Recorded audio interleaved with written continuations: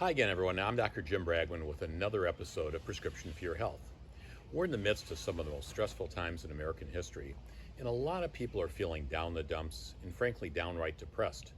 But what are some of the symptoms that depressed people have, and what do I see and other doctors see in the office? I use a mnemonic called SIG-E CAPS. There are 8 SIGECAPS to help me screen people for depression. S stands for sleep.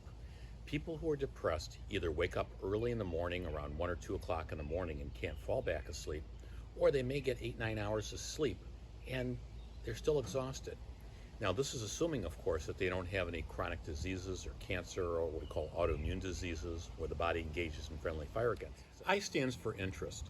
People who are depressed lose an interest in doing fun things in life, entertaining, going out to movies, and even lose interest in sex. G stands for guilt. Now, this is a generic term meaning where your lot is in life. You're not satisfied where you are or where you think you should be. Now, E stands for energy.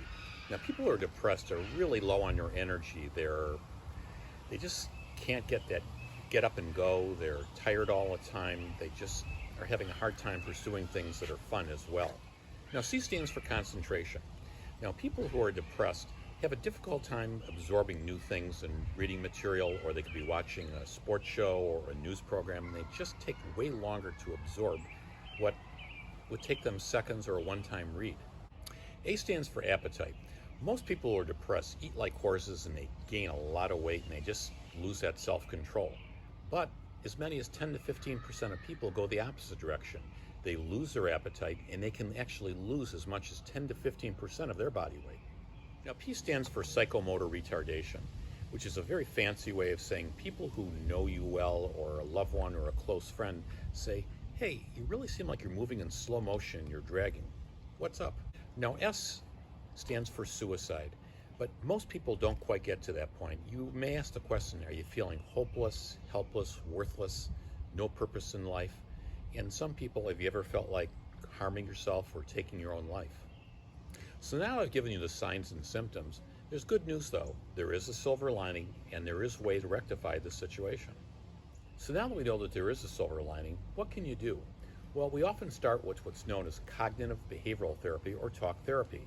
This can be with a clinical psychologist, a psychiatrist, it can be with a master of social work. Sometimes a trusted clergy person can have great value in bringing you out of your doldrums. So now that you know the signs and symptoms and some of the treatments available, if this affects you or any of your loved ones or close relatives, encourage them to get in touch with their doctor as soon as possible, because he or she can then get you in touch with what needs to be done to get you or them on the road to recovery.